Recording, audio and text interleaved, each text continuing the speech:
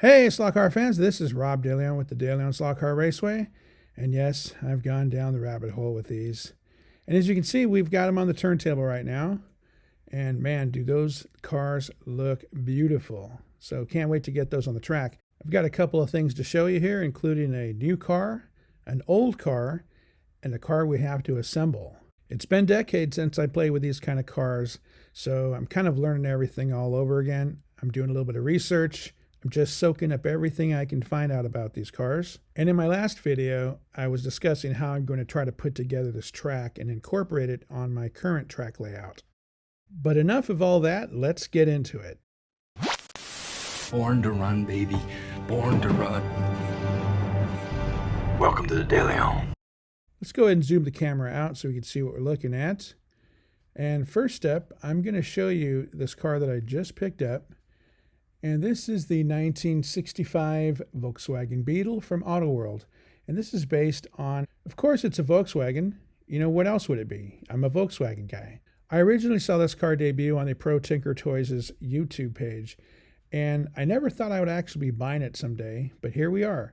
So since I'm a VW guy, it would stand to reason I could not just own one of these Volkswagens. Any Volkswagen collector will tell you, you know, you buy one and they multiply in your garage. And I think the same can be said for these slot cars. So let me show you one that I already had. I just pulled this out of my display case in the garage.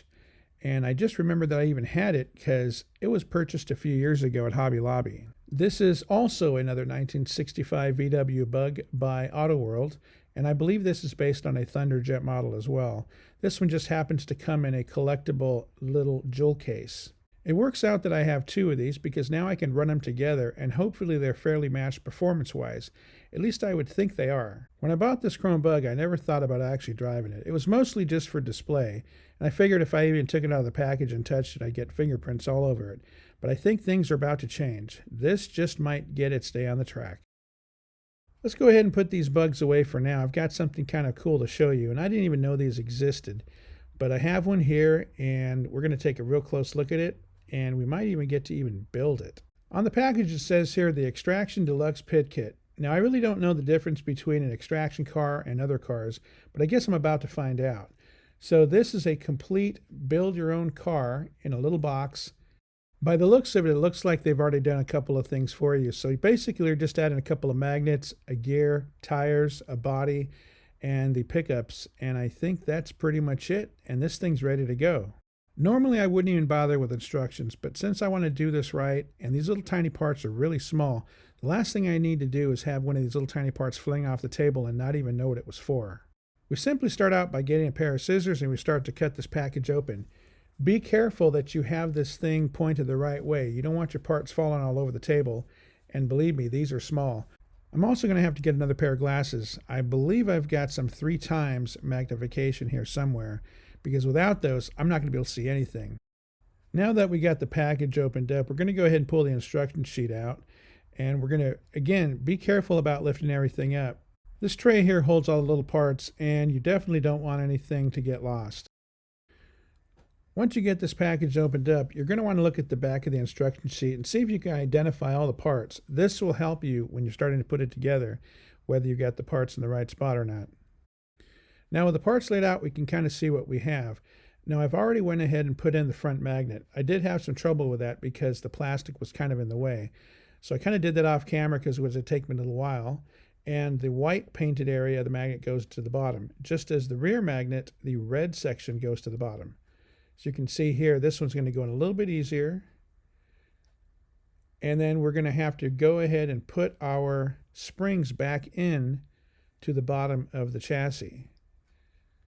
This kit has 4 springs, as we can see down here in the tray, but we're only going to concentrate with the 2 smaller springs, and those are going to go into these little holes in the bottom of the chassis, and that is what the brushes are going to ride against. So just kind of put those in there. Be very careful about tipping that chassis over because those things will bounce and they will be gone. So now what we're going to do is we're going to go ahead and get the brushes, and we're going to put the flat part on top. There's a little tiny piece on the bottom of that brush that holds it against that little spring. How many times you've ever picked up something really small with a pair of tweezers and you had a little bit too much pressure and the part went flinging across the floor, and you never found it again. I swear, sometimes I think I have a black hole somewhere in my garage, and those parts are probably floating around in some other dimension in some other time. Now that we have our springs in place and we have our brushes in place, it's time to go ahead and get the gear plate. We simply pull this gear plate assembly and we're going to place this right over the top of the chassis. Now you'll see, for whatever reason, they've given you an idler gear and that sits separately. It's not part of the assembly they've already put together. So we can definitely see the armature there. We can see our pinion gear, and next will come our idler gear that we'll place onto that little pin right in the center of that chassis. And now we have that particular gear on. Now it's time to get our retaining clip. And this is going to snap over the back side of this gear plate. So it held.